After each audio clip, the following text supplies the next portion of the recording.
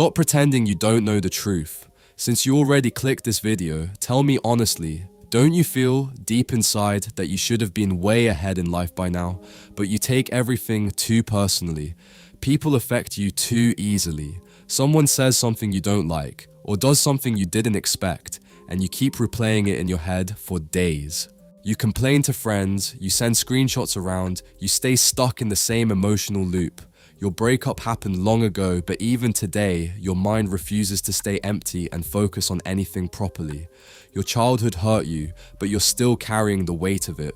You feel introverted, closed off, unable to build real friendships. Listen, brother, sister, you urgently need to learn one skill: how to stay detached. How to stop holding on to people and situations so tightly that your own mind becomes your cage. And in today's video, I'm going to teach you exactly that. Point 1. Let people go. See, it's not your fault alone. Most of us grew up with inconsistent, emotionally unavailable environments, so our nervous system learned that love is rare and we must chase it, beg for it, earn it. I noticed this in my own relationships. Before a relationship, I felt strong, grounded, confident. I needed no one's approval. But the moment I entered a relationship and got a little affection, it triggered the old hunger inside me, and suddenly I became needy. My purpose disappeared, and my entire attention shifted to that one person.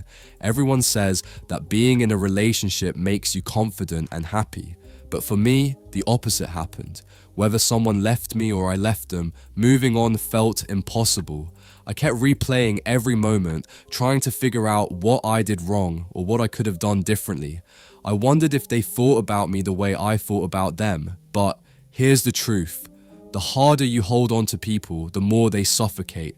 People can sense the pressure of your emotional expectations. They can feel that you want something from them. In the beginning, everything feels sweet. The compliments, the attention, the affection.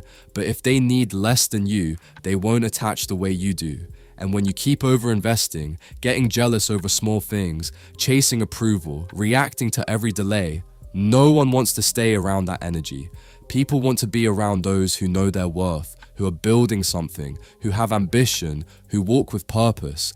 If you feel empty inside, then even a little attention makes you latch onto someone, and that pushes them away. So how do you detach? Let's move to point 2. Point 2, reclaim your projections. Every human wants to feel safe, happy, and complete.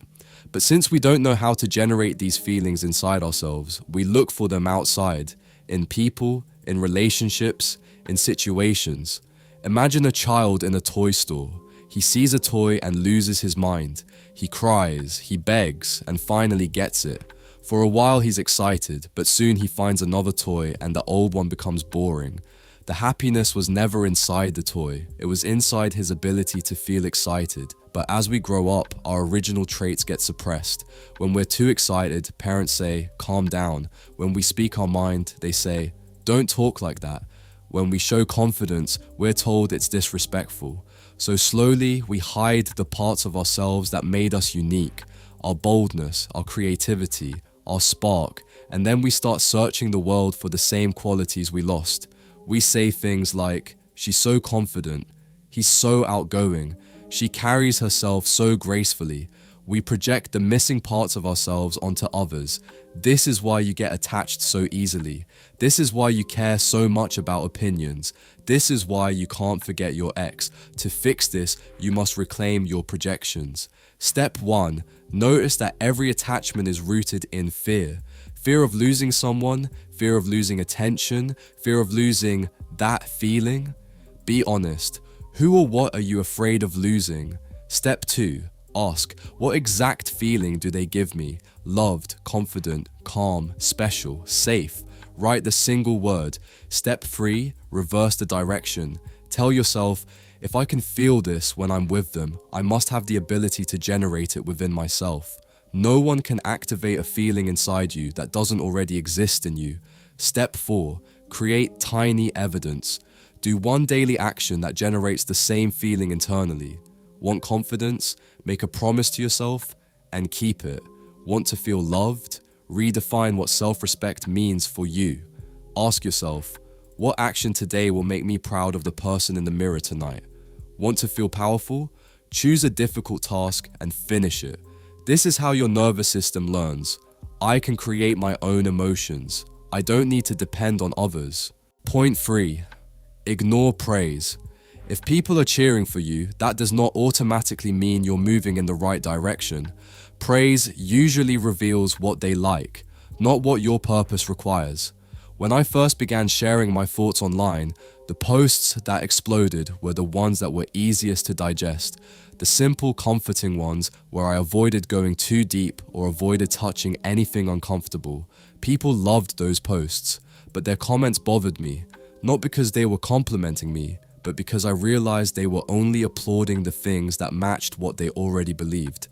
Every time I softened my message just to make sure nobody got upset, I felt like I was betraying myself. And you always feel small whenever you betray your own truth. When you start chasing approval, you slowly disappear. Your identity gets replaced by what others want to see. Here's the harsh truth. The moment you stand for something real, something honest, you will face pushback. Life will test you with tempting shortcuts, views, attention, popularity, validation. But those temptations are not obstacles, they are tests. Tests to see if you will choose comfort or your values. Now I share my message with one intention only. People deserve the truth. Those who can handle it will stay. Those who can't will leave. Both are okay. You're not here to be an entertainer dancing for public approval. If people like you only because you're giving them exactly what they want, you slowly lose your identity and become a mirror of their expectations. That's how self-hate begins.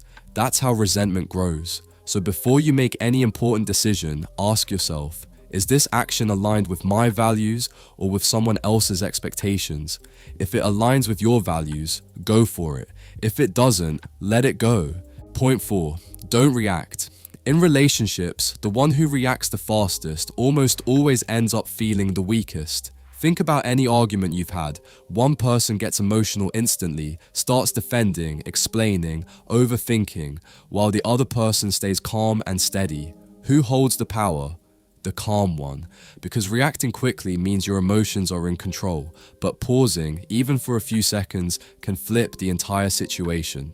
Imagine texting your partner something important, and they take longer than usual to reply. Your mind wants to spiral, did I mess up? Are they ignoring me? A reactive person double texts immediately. A grounded person waits, breathes, doesn't assume, and usually the reply comes normally. The storm was only in your head. That's the power of not reacting. When couples fight, the one who raises their voice or explains endlessly looks more desperate to be understood.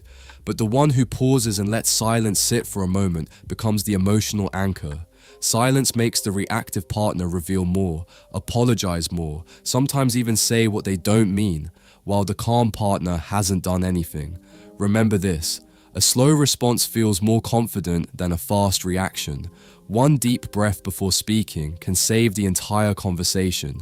People who control their reactions aren't cold. They're emotionally intelligent. They don't double text out of fear. They don't argue instantly. They don't let small triggers break their dignity. They respond when they're centered, not shaken.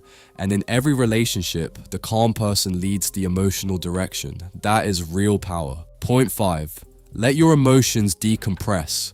Whenever we feel a negative emotion, we distract ourselves. Boys go to the gym, hang out, work endlessly. Girls do the same. Partying, scrolling, working, anything to avoid feeling.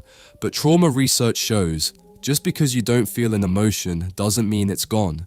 Your mind is so constantly occupied that there's no empty space for emotions to rise, process, and leave. Your thoughts shape your mind like a hammer. If your entire routine is structured and packed, your mind never gets the free space for chaos to settle. Your unprocessed emotions are fluid, shapeless. Your daily routine is rigid and square. Fluid cannot fit into a square. So you must give yourself unstructured time with no agenda, activities where you don't care about winning or finishing, moments with no purpose except being present. When you do that, your emotions finally get room to breathe. Old memories surface and release, pain dissolves, anxiety calms, and you start becoming whole again.